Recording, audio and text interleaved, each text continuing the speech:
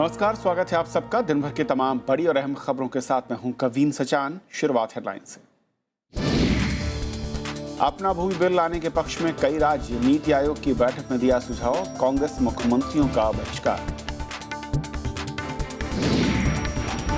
राष्ट्रीय कौशल विकास मिशन शुरू, अगले 5 साल में 34 लाख युवाओं को स्किल लोन। प्रधानमंत्री ने कहा, स्किल ट्रेनिंग से बढ़ेगा आत्मविश्वास। व्यापम मामले में सीबीआई ने दर्ज की 2 एफआईआर, 29 लोगों को बनाया आरोपी। कांग्रेस ने आरएसएस और केंद्र के मंत्रियों पर भी साधा निशाना। मणिपुर विधानसभा ने वापस लिया विवादित प्रवासी कामगार विधेयक। सरकार 3 महीने के भीतर लाएगी इनर लाइन परमिट पर बिल। केंद्र से परमिट प्रणाली लागू करने की मांग। ईरान परमाणु समझौते से भारत को फायदे की उम्मीद, कच्चे तेल की कीमत में होगी कमी, दुनिया भर में स्वागत। लागू करने के लिए ओबामा कर सकते हैं वीटो।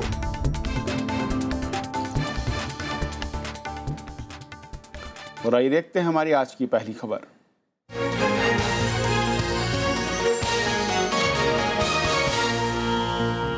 प्रधानमंत्री नरेंद्र मोदी ने कहा है कि भूमि बिल पारित न होने से गांवों का विकास प्रभावित हो रहा है। संसद सत्र के ठीक पहले प्रधानमंत्री ने भूमि बिल पर सहमति के लिए नीति आयोग की बैठक में शामिल होने आए राज्यों के मुख्यमंत्रियों से इस मसले पर चर्चा की। वित्त मंत्री अरुण जेटली ने कहा कि बिल पारित होने में देरी के चलते कुछ राज्यों ने अपना भूमि कानून बनाने की बात कही है। उधर कांग्रेस शासित राज्यों के मुख्यमंत्री इस बैठक में शामिल नहीं हुए। प्रधानमंत्री निवास में बुधवार को नीति आयोग की गवर्निंग काउंसिल की दूसरी बैठक हुई। बैठक में शामिल कई राज्यों के मुख्यमंत्रियों ने भूमि बिल पर अपनी बात रखी। इस दौरान प्रधानमंत्री ने कहा कि भूमि अधिग्रहण विधेयक पारित नहीं होने की वजह से गांव के विकास पर बुरा असर पड़ रहा है। उन्होंने कहा कि राज्यों की सलाह के बाद मौजूदा विधेयक में कई बदलाव किए गए हैं। राज्यों के आग्रह के ऊपर केंद्र सरकार इसमें आगे बढ़ा था, लेकिन जिन राजनीतिक दलों के मुख्यमंत्रियों ने यह आग्रह किया था और जिन राज्यों ने इसमें बदलाव मांगा, बाद में उसमें कुछ ने इसका विरोध करना आरंभ किया। वित्त मंत्री अरुण जेटली ने कहा कि भूमि बिल अटकने की वजह से कुछ राज्यों ने अपना अलग भूमि कानून लाने की बात कही है। राज्य इंडेफिनेटली उस कंसेंसस की प्रतीक्षा नहीं कर सकते, और अगर आप कंसेंसस से नहीं इसको पारित करवा सकते तो फिर केंद्र राज्यों पे छोड़ दे। जो राज्य तेजी से प्रगति करना चाहते हैं वो अपने स्टेट लेजिस्लेशंस इसमें सजेस्ट करे और केंद्र उन स्टेट लेजिस्लेशंस को अप्रूव करे। 21 जुलाई से शुरू हो रहे संसद के मानसून सत्र से पहले सरकार इस बैठक के जरिए भूमि बिल पर सहमति बनाने की कोशिश में नजर आई। बैठक में बिहार के मुख्यमंत्री नीतीश कुमार, दिल्ली के सीएम अरविंद केजरीवाल, त्रिपुरा के माणिक सरकार के साथ एनडीए शासित सभी राज्यों के मुख्यमंत्री शामिल हुए। हालांकि कांग्रेस शासित राज्यों के मुख्यमंत्रियों ने बैठक का बहिष्कार किया। दुर्भाग्य है कि अब गांव गरीब किसान के नाम पर कांग्रेस पार्टी राजनीति कर रही है।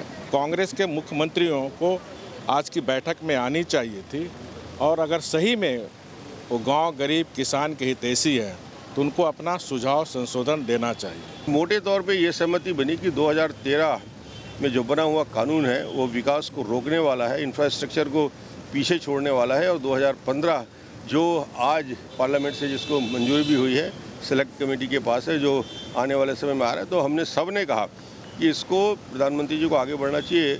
और ये बिल स्टेट को और ज़्यादा यदि लगता है कि हम इसका क्रियान्वयन बेहतर तरीके से कर सकते हैं तो राज्यों के ऊपर विश्वास किया जाना चाहिए।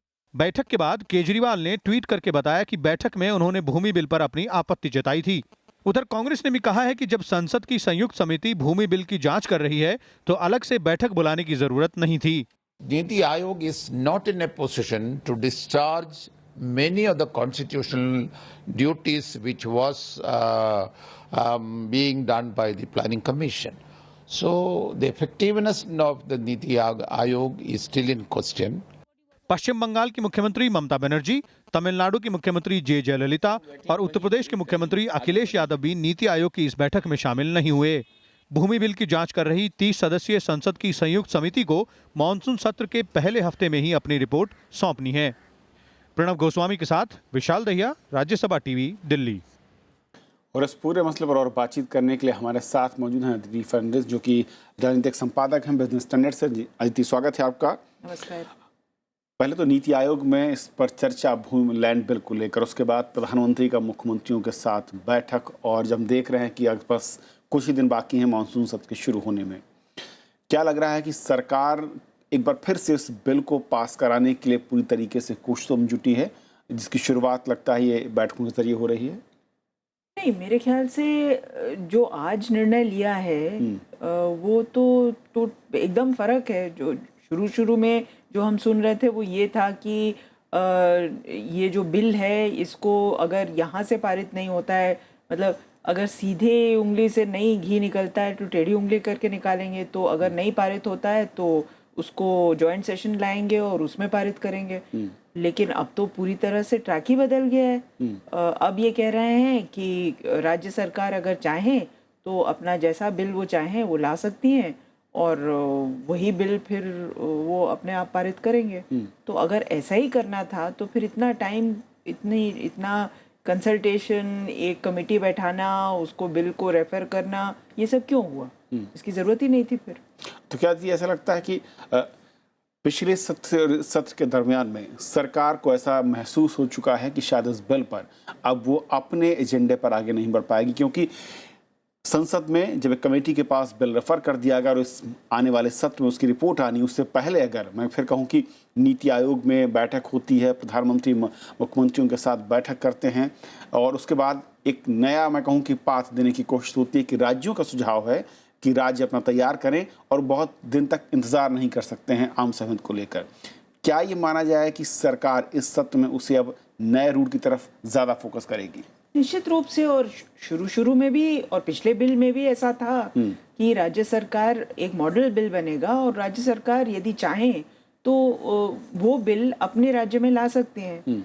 अब सवाल ये है कि अगर ऐसा ही करना था तो इतना टाइम क्यों वेस्ट किया? फिर राज्य सरकार अपना बिल लाए। वैसे भी भूमि एक स्टेट सब्जेक्ट है तो वो स्टेट लिस्ट में है। जिन प्रोजेक्ट्स में केंद्र का, जैसे डिफेंस हो या रेलवे हो, तो जहाँ केंद्र का हस्तक्षेप है वहाँ केंद्र निर्णय करेगा। अब मुझे तो समझ में नहीं आ रहा है कि इतना बवाल मचाने की तो जरूरत राजनीतिक तौर पर अगर कहें दीदी, तो इस बदलती हुई चाल के क्या मायने आप देखती हैं? नहीं, मेरे ख्याल से ये सरकार ने पहली बात तो हथियार डाल दिए हैं और कहा है कि छोड़ो, जॉइंट सेशन नहीं बुलाना है, हम अगर नहीं पास कर सकते हैं। और ऐसा प्रधानमंत्री ने कई मीटिंग्स में भी कहा है कि it is not a life and death issue. तो अगर ऐसा नहीं है तो सरकार ने मान लिया है कि भाई नहीं, अगर आम सहमति बन रही तो जाने दो। जो सरकार, राज्य सरकार चाहती है कि बिल पास हो वो पास करेगी, नहीं चाहती है तो नहीं होगा। लेकिन जब सरकार और प्रधानमंत्री एक तरफ ये कहते हैं कि इस बिल के रुकने से किसानों का, गांवों का विकास नहीं हो पाएगा या रुका हुआ है। देखिए, वो एक अलग मुद्दा है। प्रधानमंत्री ये कह रहे हैं कि हर किसान को के परिवार को कम से कम एक आदमी ऐसा देना चाहिए जो कि एक शहरी परिवेश में जाए, नई नई चीज़ें सीखे, क्योंकि हमारे देश में लगभग 70% आबादी किसान की है, जो लोग ज़मीन जोतते हैं, और उससे बहुत कम प्रतिशत ऐसा इलाका है जहाँ की पानी पहुँचता है। तो ये सारे लोग जो हैं वो पूरी तरह से मॉनसून पर निर्भर होते हैं। अब मॉनसून अगर फेल हो जाता है, अगर पानी नहीं गिरता है, अगर पानी कम गिरता है, तो फिर इन लोगों के लिए बहुत मुश्किल हो जाता है, कोई खाने के लाले पड़ जाते हैं। और ये इस चीज़ से हम सब वाकिफ़ हैं, हम सब भारतीय हैं। बिल्कुल। तो ये एक रियलिटी है जिसको कि नकारा नहीं जा सकता है। तो प्रधानमंत्री यही कह रहे थे कि कोई दूसरा तरीका ढूंढो, कोई दूसरा जीविका अर्जन करने का दूसरा तरीका ढूंढो, जो कि गलत नहीं है, उस ठीक कह रहे हैं। क्योंकि सबकी उम्मीदें थीं और नज़रें थीं कि इस मानसून सत्र में जो रिपोर्ट रेफर की गई थी कमेटी को, सेनेट कमेटी को अपनी रिपोर्ट सौंपेगी और उसके बाद एक फिर नए तरीके का मैं कहूँ कि राजनीतिक अखाड़े में तब्दील हो गया इस मुद्दे को लेकर। क्या एक बड़ा मुद्दा जो था इस सत्र को लेकर, शायद जिसको लेकर तमाम विपक्षी दल तैयारी भी कर रहे थे, उनकी एकजुटता इस मुद्दे पर सरकार को अपने कदम खींचने के लिए मजबूर करती दिख रही है आपको? कुछ हद तक ये सही है, लेकिन कुछ हद तक मेरे ख्याल से सरकार ने भी इस चीज़ को ठीक से हैंडल नहीं किया। इस पूरे मुद्दे को, भूमि अधिग्रहण बिल जो है उसको ठीक से उन्होंने सामने नहीं रखा, और इसकी वजह से कई ऐसी कि बहुत ज़्यादा भय और संशय का माहौल पैदा हो गया कि कल को सरकार आके हमारी ज़मीन ले जाएगी। और ये भी सरकार पर लांछन लगा या आरोप लगा कि आप कृषकों के खिलाफ हैं, आप किसानों के खिलाफ हैं। तो मेरे ख्याल से सरकार ने सोचा कि क्यों हम इसमें पड़ें, जो जिसको जैसा करना है वैसा करे, और एक तरह से ये हथियार डालने वाली बात है। जी, बहुत बहुत शुक्रिया अदिति इस पूरे मसले पर बातचीत करने के लिए आपका।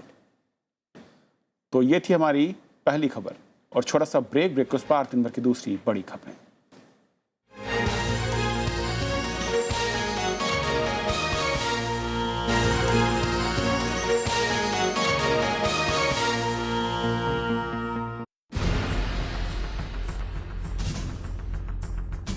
A historic Iran nuclear deal, ending a 13-year standoff, returning this isolated nation of huge potential to the mainstream. How do geopolitical dynamics change? What strategic shifts lie ahead? Watch The Big Picture at 9:30 p.m. on Rajya Sabha Television.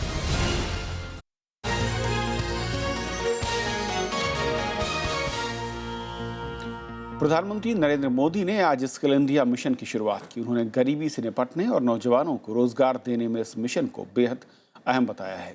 उन्होंने कहा कि एक साल में 24 लाख युवाओं को कौशल तकनीक से लैस किया जाएगा। प्रधानमंत्री ने तकनीकी संस्थानों को जरूरत के मुताबिक कौशल शिक्षा में बदलाव की भी हिदायत दी है।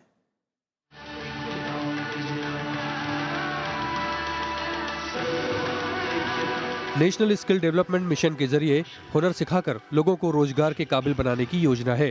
प्रधानमंत्री नरेंद्र मोदी ने स्किल इंडिया मिशन की शुरुआत करते हुए कहा कि नौजवानों को रोजगार मुहैया कराना देश की प्राथमिकता है। देश के नौजवानों के लिए रोजगार उपलब्ध कराना, रोजगार के योग्य नौजवानों को तैयार करना, रोजगार के योग्य नौजवान को तैयार करने के लिए पूरा एक मैकेनिज्म, एक व्यवस्था, एक स्ट्रक्चर तैयार करना। इस मिशन के द्वारा उन सभी आवश्यकताओं को पूर्ति करने का प्रयास होगा। उन्होंने कहा कि भारत के पास मौजूद विशाल ह्यूमन रिसोर्स दुनिया की तकनीकी जरूरतों को पूरा कर सकता है। प्रधानमंत्री ने तकनीकी शिक्षा संस्थानों और इंडस्ट्री के बीच सामंजस्य पर जोर दिया। बेरोजगारी का कोई कारण नहीं है अगर हम रोजगार को ध्यान में रखते हुए, विकास के मॉडल को ध्यान में रखते हुए ह्यूमन रिसोर्स डेवलपमेंट की डिजाइन तैयार करें, मैपिंग करके ह्यूमन रिसोर्स की रिक्वायरमेंट के अनुसार ट्रेनिंग करें। स्किल इंडिया मिशन के जरिए अगले 5 सालों में कौशल विकास की चाह रखने वाले 34 लाख लोगों को लोन मुहैया कराने की योजना है। मौजूदा वित्त वर्ष में स्किल इंडिया मिशन के लिए 5040 करोड़ रुपए का आवंटन किया गया है। इसी महीने कैबिनेट ने नेशनल स्किल मिशन के लिए एक संस्थागत ढांचे को मंजूरी दी थी। 2022 तक इसके जरिए 50 करोड़ लोगों को ट्रेनिंग देने का लक्ष्य रखा गया है। भारत में मात्र 3.5% लोग स्किल लेबर कहे जा सकते हैं, जबकि कोरिया जैसे देश में इसकी संख्या 96% है। इसीलिए भारत में 12 वर्ष की पढ़ाई के बाद भी रोजगार नहीं मिलता, और इस स्किल मिशन का उद्देश्य यह है कि 12 सप्ताह के प्रशिक्षण के बाद लोगों को अच्छा काम मिल जाए। राज्यसभा टेलीविजन के लिए कैमरा पर्सन मनोज के साथ दिल्ली से अखिलेश सुमन। सुप्रीम कोर्ट के निर्देश पर व्यापम मामले की जांच शुरू करने के 2 दिन के भीतर सीबीआई ने 2 मामले दर्ज किए हैं। पहला मामला पीएमटी 2010 की परीक्षा में गड़बड़ियों से जुड़ा हुआ है, जिसमें 21 उम्मीदवारों के खिलाफ धोखाधड़ी और दूसरी धाराओं के तहत मामला दर्ज किया गया। दूसरा मामला 2011 में मेडिकल के प्री पीजी परीक्षा से जुड़ा हुआ है, जिसमें 8 आरोपियों के खिलाफ प्राथमिकी दर्ज की गई है। इससे पहले मंगलवार को सीबीआई ने मध्य प्रदेश के मुख्य सचिव और पुलिस महानिदेशक से मुलाकात की थी। इधर कांग्रेस ने पेट्रोलियम मंत्री धर्मेंद्र प्रधान समेत कई बीजेपी और आरएसएस के नेताओं पर व्यापम मामले के आरोपी से पैसा लेने का आरोप लगाया है। कांग्रेस ने फिर से निष्पक्ष जांच के लिए मध्य प्रदेश के मुख्यमंत्री शिवराज सिंह चौहान के इस्तीफे की मांग की। हालांकि धर्मेंद्र प्रधान ने इन आरोपों से इनकार किया है। इस पूरे व्यापम घोटाले में भारतीय जनता पार्टी का शीर्षतम नेतृत्व, राष्ट्रीय स्वयंसेवक संघ के लोग भारतीय जनता पार्टी के सांसद, भारतीय जनता पार्टी के राष्ट्रीय पदाधिकारी और अब एक केंद्रीय मंत्री का नाम भी आया है, ये सब संलिप्त हैं। जब तक श्री शिवराज सिंह चौहान जी को बर्खास्त नहीं किया जाएगा, तब तक इस महाव्यापक घोटाले की जांच संभव नहीं। लोगों के भारी विरोध के बाद मणिपुर विधानसभा ने आज मणिपुर आगंतुक और प्रवासी कामगार विधेयक 2015 को वापस ले लिया। विधानसभा से विधेयक 16 मार्च को पारित किया गया था। राज्य सरकार ने 12 जुलाई को विधेयक वापस लेने का फैसला किया था। एक दिन के लिए बुलाए गए विशेष सत्र में मुख्यमंत्री ने 3 महीने के भीतर इनर लाइन परमिट पर एक नया विधेयक लाने की बात कही है। पिछले कई दिनों से इस विधेयक को वापस लेने के लिए राज्य भर में विरोध प्रदर्शन हो रहे थे। मुख्यमंत्री ने केंद्र से अपने राज्य के लिए इनर लाइन परमिट प्रणाली की मांग की है, जिससे स्थानीय लोगों का संरक्षण किया जा सके। नागालैंड, मिजोरम और अरुणाचल प्रदेश जैसे पूर्वोत्तर के कुछ राज्यों में ILP प्रणाली लागू है।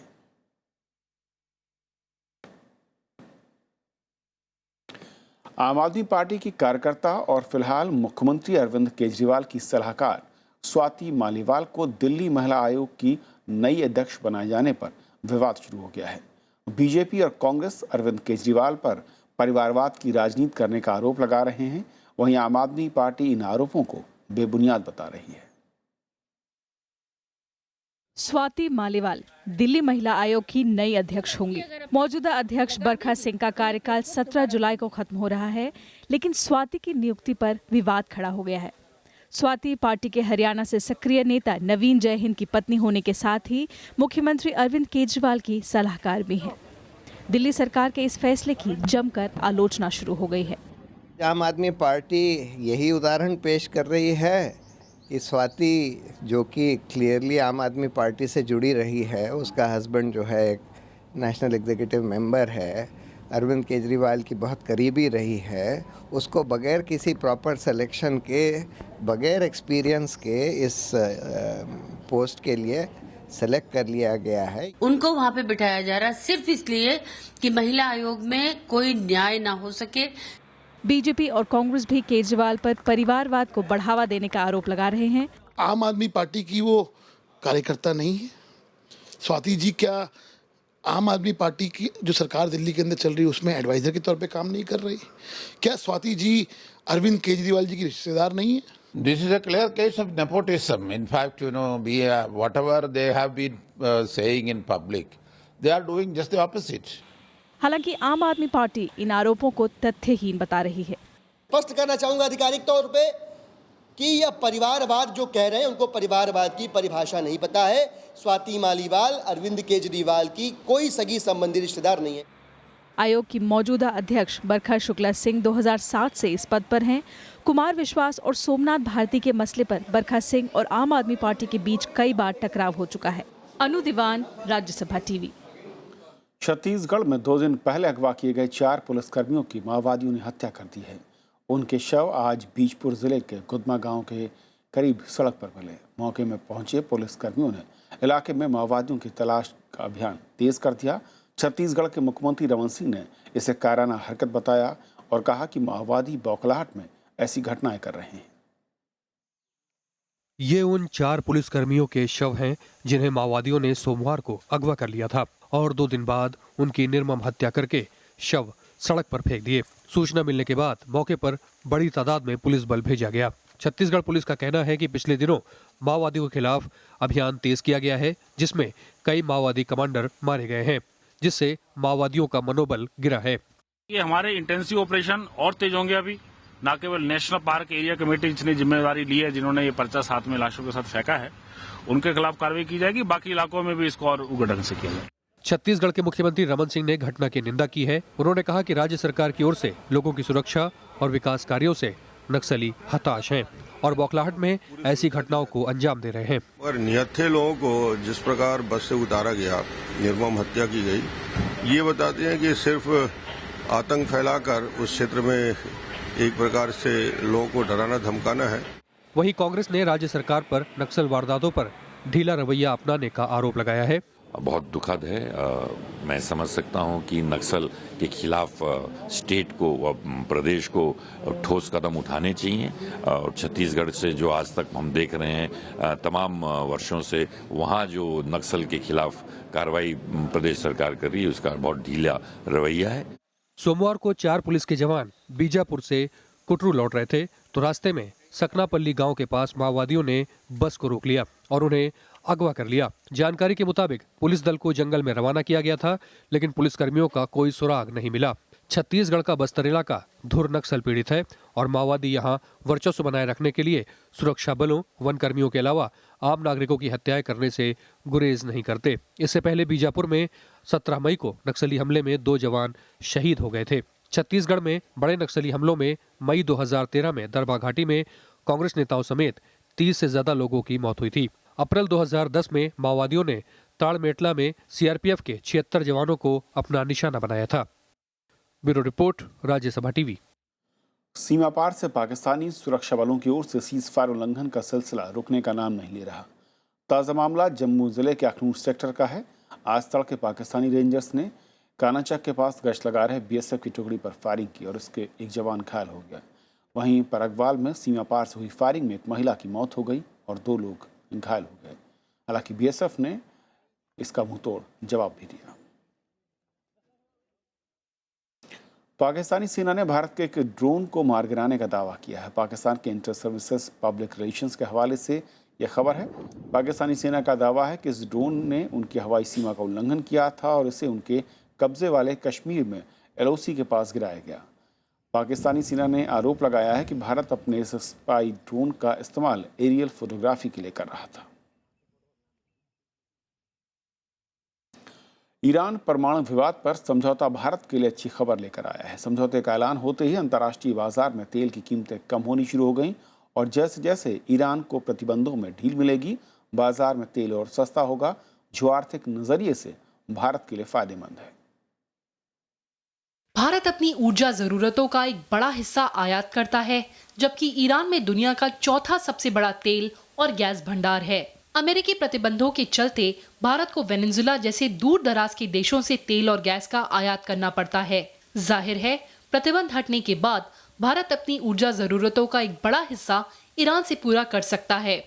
मार्केट में सरप्लस आ जाएगी तो हमारी चेहरे पे तो खुशी आएगी, तो आप लोगों को भी खुशी मिलेगी, रेट और घटेगी। 2006 तक ईरान भारत में आयात होने वाले तेल का दूसरा सबसे बड़ा सप्लायर था, लेकिन 2013-14 में ये गिरकर 7वें नंबर पर आ गया। भारत ने अमेरिकी दबाव में ईरान से तेल का आयात तकरीबन बंद कर दिया था। प्रतिबंधों के चलते 2015 में महज 90 लाख टन तेल आयात किया गया। आर्थिक प्रतिबंधों से छूट मिलने के बाद भारत ईरान से ज्यादा तेल का आयात कर सकेगा। इस सस्ते तेल से न सिर्फ भारत का आयात बिल कम होगा, बल्कि विदेश मुद्रा भी बचेगी। ओएनजीसी विदेश ने वहाँ पे एक जो डिस्कवरी की थी, बहुत बड़ी गैस डिस्कवरी, तकरीबन 14 TCF गैस की जो डिस्कवरी की थी फारसी ब्लॉक में, तो उसको जो है डेवलप नहीं कर पा रहे थे, हम कमिट नहीं कर पा रहे थे investment because of US sanction. तो उसमें भी जो है जो रुख पॉजिटिव होगा। इसके अलावा ईरान में बंद पड़ी भारतीय परियोजनाएं भी दोबारा शुरू की जा सकेंगी। इसमें फरजाद गैस परियोजना और चाबहार बंदरगाह का विकास शामिल है। इस ऐतिहासिक समझौते से न सिर्फ ढांचागत सुविधाओं में निवेश का रास्ता खुलेगा, बल्कि भारतीय उत्पादों के लिए पश्चिम एशिया में एक बड़ा बाजार भी मिलेगा। कृति मिश्रा, राज्यसभा टीवी। 6 शक्तिशाली देशों के साथ ईरान के परमाणु समझौते का भारत समेत दुनिया भर में स्वागत हो रहा है। इस बीच अमेरिकी राष्ट्रपति बराक ओबामा ने अमेरिकी कांग्रेस से समझौते की राह में रुकावट न डालने की अपील की है। उन्होंने कहा कि ऐसा होने पर वो अपने वीटो का इस्तेमाल भी कर सकते हैं। خیلی خوشحالم از این توافق بزرگی که دکتر ظریف برای ما برمغان آوردن. یه خود خستگیمون احساس میکنم در اومد. مرسی از آقای دکتر روحانی، مرسی از آقای دکتر ظریف. ईरान में परमाणु समझौते के बाद जश्न का माहौल है, लेकिन समझौता लागू करने की राह इतनी आसान नहीं है। इजराइल इस समझौते को ऐतिहासिक भूल बता रहा है, वहीं अमेरिका में भी इजराइल से सहानुभूति रखने वाला तबका इस समझौते के खिलाफ है। I think the majority of Americans know that Iran is not a place we should do business with. Looking ahead, Looking ahead, we need a president who will terminate that bad deal with Iran on day one. हालांकि राष्ट्रपति Obama इस समझौते को America के हित में बता रहे हैं। ओबामा ने कहा है कि वो इस समझौते के खिलाफ किसी भी प्रस्ताव पर वीटो करेंगे। I am confident that this deal will meet the national security interests of the United States and our allies. So I will veto any legislation that prevents the successful implementation of this deal. इधर भारत समेत दुनिया के कई देशों ने इस समझौते का स्वागत किया है, जबकि ईरानी राष्ट्रपति ने फिर दोहराया है कि ईरान कभी भी हथियार नहीं बनाएगा। ईरान دنبال سلاح کشتار جمعی نبوده و نخواهد بود.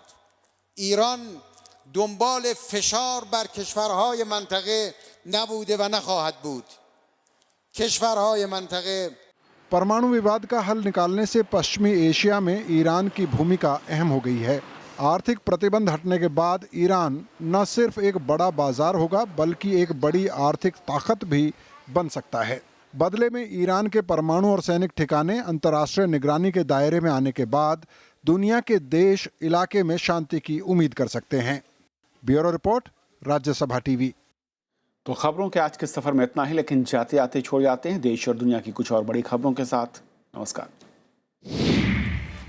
दिल्ली हाईकोर्ट ने दिल्ली सरकार से ऐप आधारित कैब सेवा पर पाबंदी लगाने से मना किया है। हाईकोर्ट ने कहा कि ड्राइवरों की हरकत के लिए कंपनी को जिम्मेदार नहीं ठहराया जा सकता। इसके अलावा कोर्ट ने कैब कंपनी ओला से कहा कि वो सिर्फ सीएनजी से चलने वाली कार का ही इस्तेमाल करे। दिल्ली हाईकोर्ट ने आज एम्स के मुख्य सतर्कता अधिकारी मनोज झालानी की हालिया नियुक्ति खारिज करने की याचिका पर नोटिस जारी किया है। कोर्ट ने केंद्र सरकार, मुख्य सतर्कता आयुक्त और एम्स से 26 अगस्त तक जवाब मांगा। इस मामले में एक याचिका दायर की गई थी जिसमें झालानी की नियुक्ति को गलत बताया गया है। दिल्ली में सरकारी विज्ञापनों के बजट में भारी बढ़ोतरी करने के मामले में दिल्ली हाईकोर्ट ने केंद्र से अपना पक्ष रखने के लिए कहा है। कोर्ट ने केंद्र सरकार से पूछा है कि सुप्रीम कोर्ट के आदेश के मुताबिक अभी तक विज्ञापन मामले में क्या कार्रवाई की गई है। समाज सेवी अन्ना हजारे 2 अक्टूबर से भूमि अधिग्रहण बिल और वन रैंक वन पेंशन के मुद्दे पर दिल्ली के रामलीला मैदान में बेमियादी अनशन करेंगे। अन्ना हजारे ने आज अपने गांव रालेगढ़ सिद्धि में पूर्व सैनिकों से मुलाकात की। दक्षिण कश्मीर के कुलगाम इलाके में मंगलवार रात आतंकियों ने रिटायर्ड डीएसपी बशीर अहमद की गोली मारकर हत्या कर दी। पुलिस के मुताबिक बाइक सवार आतंकियों ने बशीर अहमद को गोली मारी और फरार हो गए। चीन में आज साल की दूसरी तिमाही यानी अप्रैल जून के जीडीपी आंकड़े जारी किए गए। इन आंकड़ों के मुताबिक दूसरी तिमाही में जीडीपी विकास दर 7% रही। साथ ही जून में औद्योगिक उत्पादन बढ़कर 6.8% हो गया है। यूरोपीय संघ का एक पर्यवेक्षक दल अगले महीने श्रीलंका में होने वाले संसदीय चुनावों की निगरानी करेगा। श्रीलंका ने यूरोपीय संघ से देश में निष्पक्ष चुनाव कराने का आग्रह किया था। चैंपियंस लीग 2020 की संचालन परिषद ने आज इस T20 लीग को बंद करने का फैसला लिया है। लीग के संचालन परिषद में शामिल बीसीसीआई, क्रिकेट दक्षिण अफ्रीका और क्रिकेट ऑस्ट्रेलिया ने सर्वसम्मति से ये फैसला लिया। फैसले की वजह दर्शकों और पैसे की कमी को बताया गया है।